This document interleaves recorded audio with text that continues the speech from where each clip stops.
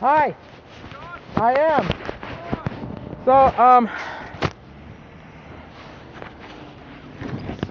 So what I've done is I've started the process of eminent domain on the city, and I gave the city 48 hours notice of my intent to inspect the property. I'm on the sidewalk here, right? So should be, and I'm just getting some paperwork out here. This is basically my statement of my right to go on the property. If you'd like to take a look at it. Okay. I've got a couple copies if you want to see a copy. No? Would you like to see a copy? I mean, you can read through this, and basically I'm asserting that I have the right to go on the property under Utah law. Okay. I have a copy of the eminent domain code here. Because there's, if you'd like to look through where I feel like I drive my right. So what's your intention? I wanted to go in and try to see, I have the right to examine the property, I believe, under eminent domain law. Okay. And that was my intention. I wanted to go make examinations of the property. I guess you've had some conversations with several city officials. Yes, I have. Over the past little while. Yes. Including some officers last night. Or Yes, I did. I went in to hopefully. What was the discussion last night with the police that you had? They basically said that they would have to give me a citation for criminal trespass if I entered the property. Okay. But so here, what I'm doing now is I am here as I noticed the city to enter the property. Okay. And if I'm prevented from entering the property, then that is now something that the city has prevented me from doing. Okay. Right? So that's all I need to have happen here. Or alternatively, I would like to go in and inspect the property. Here's what my intentions are today. Yes. I am not.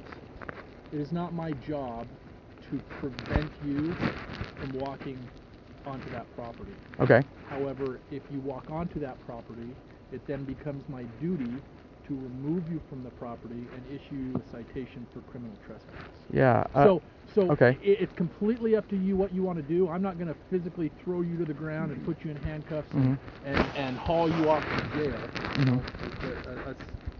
We don't generally throw people in jail for a simple trespass violation. Yeah. But we do give them a ticket, which would require you to go to court, which would require you to talk to the judge, prove all of the different manner or things that you were lawfully allowed to be there. Where signed that there's no trespassing. There's fence. How are you expecting to do that? I've heard that there are holes in the fence, and I have lockpicks in my bag. So that would, from my experience, it would cause you legal problems down the road in court. But again, it's up to you what you want to do. So my guess is that you simply showing up here and saying that you intended on going there, but were informed about the consequences. Yeah, and now there's that you wouldn't have to go on the property. Yes. Which would be better for. Well, yeah, exactly. But now there is a police report. Correct? Is there a police report about this incident here? Yeah. Yes. It simply says that I met with you. You met with me and advised you that going on there would be a bad idea. Yeah. I don't need to go on the property. Okay, fantastic. Let me for the report. It was John. What was your last name? John Fenley. I attempted to go to the John. F-E-N. F-E-N-L-E-Y. L-E-Y. Yeah. What's your birthday, John? March 27th, 1980. No, this doesn't have anything to do with the police report or anything like that. But what do you want to do? What do you want to do with the jail? Well, I think it's a fabulous structure that could be repaired and turned into a community resource. I wanted to turn it into a makerspace. I run a makerspace here in Provo. It's tools and equipment anybody can come in and use. This hat, we 3D printed it on our 3D printer. Basically, we have that available for anybody to come in and use for free. We have welding equipment for anybody to come in and use for free. We have woodworking and metalworking equipment. So would you have the funding to be able to? Well, see, here's the thing. the city has prevented us from negotiating a sales price. They haven't. That's part of my action. Is I've been trying to buy this building for a while, and they haven't given me a price for it. I can't go to people that would donate and say, give me a whole bunch of money, but I don't know if I'm going to be able to get the building. Right? It's the same exact argument that the city used in the council meeting about they can't go and get the funds to build the road down by the lake if they don't know that they're going to be able to get the property. Right? To build the road. It's the same exact argument. Well, so, for all intents and purposes for today, I've been barred for. Well, I'm not barring you. I'm just advising you of the consequences of going on to this. All right. So, and I think that serves the same purpose. Yes. And then you don't have to get into legal trouble, and I don't have to get you into legal trouble. So from my opinion, from what my research has been, I believe that I have a lawful right to enter the property. Sure. And in my estimation, preventing me from entering the property by a threat like that of arrest or citation is an unlawful arrest of stopping me from exercising my lawful right. Okay. So that's just how I prevent you from exercising your lawful right. Well, but I understand what you're saying. I believe that I have a lawful right to enter the piece of property, and if there is a threat and I'm telling you against it, So based on the signage and stuff like that. Yeah. So that's fine. We're both on the same. Yeah. We're both on the same page, and I think. And now there's a record. By you not actually trying to crawl through the fence and find a hole or go over the barbed wire or something, I think that saves us having to go in after you and you possibly getting hurt. Not by us, but trying to crawl through spaces with sharp, pointy objects. Yeah. So, anything else I can do for you today? No, as long as there's a police report, and I'm not allowed to start the legal case against the city for eminent domain until 30 days after I give the notice that I've begun it. But this is now a piece of information that I can give to the judge about the hostility of the city to allow me to enter. But peaceful hostility. Yes, peaceful. Yes. There you go. I'm trying to be reasonable. Yes. I don't need somebody saying I'm hostile. You're not hostile. Crazy, I totally agree. I know. I'm not. Right. I appreciate you being cooperative. I appreciate your patience. You've been very. While I don't necessarily agree with what you're doing, you've been very pleasant to work with, and I appreciate it. Okay, thank you. Come in contact with other officers in the future about this. Just be as polite and as reasonable as you have been today. Okay. And I guarantee you things will, as far as with the police, will be just fine. Okay. Thank you so much. Right, take care. Can I shake your hand? Or? Absolutely. All right. Have a great rest of your day. What was your name, by the way? Sergeant Patrick.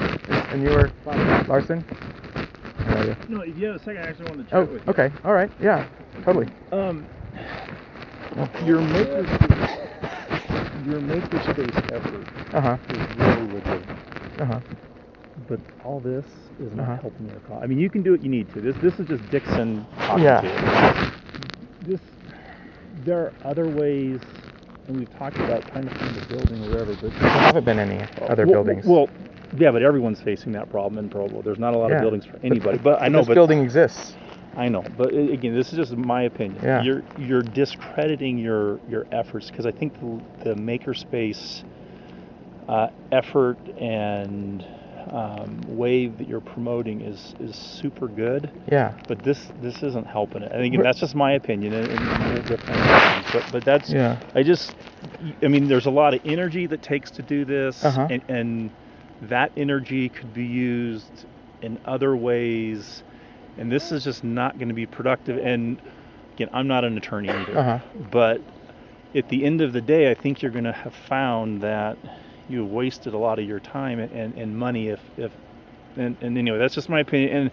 And again, we want to continue to help you as far to the extent that we can. I haven't received any help at all from the city. No. We haven't provided you a building. That's not the same as not providing you help.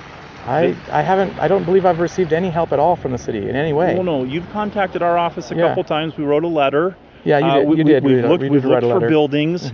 If we are aware of it, there just aren't a lot of free buildings out there. Have you seen the Brownfield redevelopment booklet that Envision Utah put out?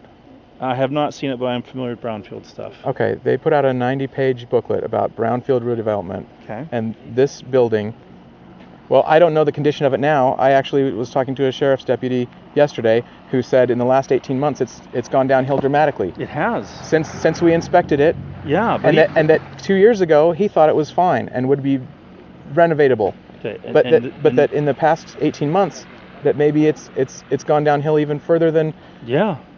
It has. But I don't know that again the whole basis of when I sued the city before to try to gain the right to inspect it in the first place was because I don't know the condition of the building, right? And you don't trust anybody that's told you that it's pretty bad. Because I've heard lots of things from lots of people about how bad it is, and none of it has panned out. None of it has been as bad as people have said, and it's a concrete structure, and I don't think a little water is going to cause as much damage as people are saying, and I don't think the down ceiling tiles are an issue for a makerspace. Okay. Right? Okay. Right, and I'll defer to whoever the experts are on that. But I just wanted to, for what it's worth, I think this effort, personally, in my own opinion, is not getting you any credibility, not just with city officials, but with the community at large. I would disagree. No, that's okay. That's okay. That was my. And you gotta look at what happens if it works. John, that is such. Again, there's a guy that came to me once that wanted to build Noah's Ark out at Utah Lake. Yeah. It was going to be like 300 room, luxury suite. Sounds pretty awesome. Yeah. And he wanted to sell the idea. Sell the idea for $50 million. It's like, okay, dude, well, that's... no one's going to pay for your idea. Yeah. So I'm kind of putting yours in the same boat. Really? I am. You think $600,000 to renovate that building is not even going to be close. Well, that was the estimates that I got. $600,000. Okay, well, $300,000 for asbestos and $300,000 for other miscellaneous stuff. Yeah. And then a 65,000 square foot building, ready for occupancy and safe for occupancy. Okay. That's how I look at it. Okay. Well, again, I just wanted to share that with you for what it's worth. And again, I really do think that your efforts hurting the ability on the makerspace. For what it's worth, and it's for what it's worth. If I felt like there was another option for another space that we could do, I mean, can you imagine how much awesome stuff we could do in that building? Assume for a moment that it's renovated. Okay. Now imagine how much good that would do. You're right, and I guess in my perspective, that gap is so big. Yeah. And that's been my whole back and forth with the city, is that I don't believe that gap is as big as people think. Okay. And I believe. Okay. If you I know. Yeah. I get that's what you believe. If you have seen other makerspaces and where they're at and what people are content with, to be in a space as amazing as a makerspace, there are areas of that space that just need to be vacuumed, and people could move right in.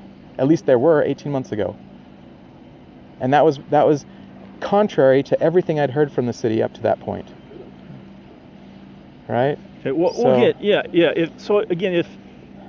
if you prevail with the judge and they allow you to go in and do an inspection, and you have a qualified person. I did have a qualified asbestos remediation specialist go in with me to check out the building.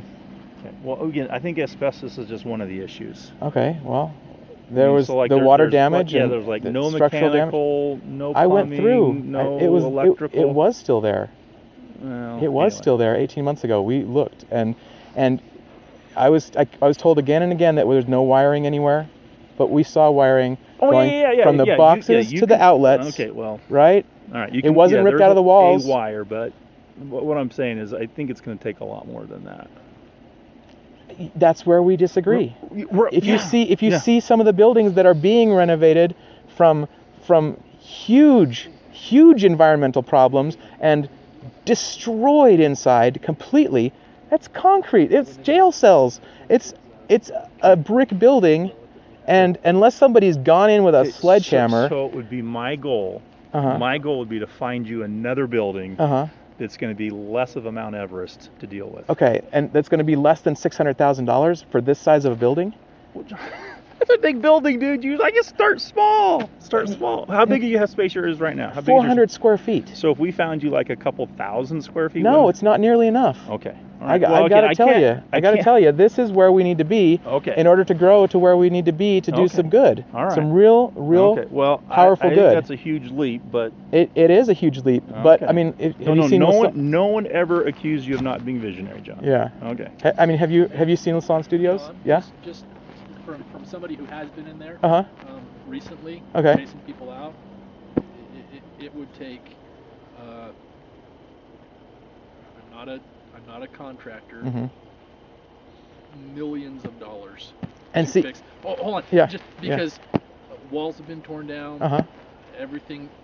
Basically, things have just been all destroyed. the copper's been stripped out. All the copper's been stripped out of there by copper thieves. If there is wire, you're gonna have to replace it. It's a job. If you were in there 18 months ago, okay, 18 months ago, it is not the same building as it is now because people trespassing, vandalizing, and doing really bad things inside there. That's just my perception. That's when I've been in there. That's what I've seen. So don't think that it's going to be, hey, we'll throw some paint on a wall because the walls aren't there anymore.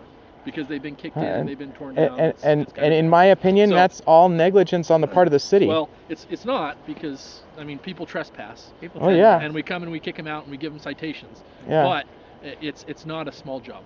Okay. It's not an easy job. My goal would be to find you a couple thousand square feet and let you, because that's some of the space that I've seen. It was a couple thousand square feet. Yeah, they looked like they were doing, and they was in metro areas larger than Provo's. Yeah.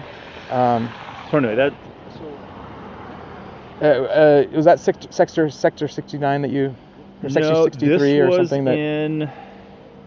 Because ironically, they have decided that they can't survive and pay rent at the same time.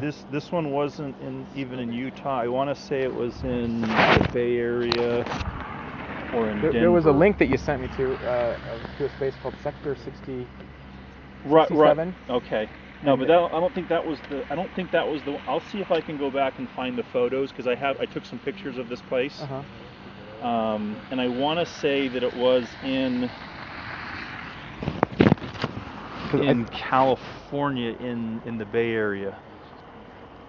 And I don't know if in that one I don't think I had a link to Artisans Asylum or Noise Bridge. I don't know, I can't remember, but I'll see if I can find. I know I have some photos. The Hacker Dojo.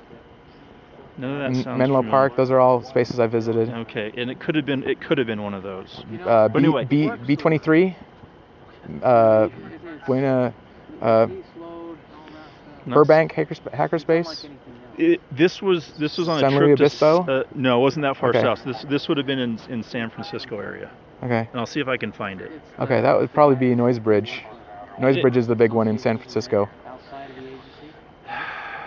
I'm getting old, John. I can't remember everything as well as I used to. But anyway, that would be my goal, is to find a space like that. Most of those spaces have hundreds of members and pay thousands a month in rent.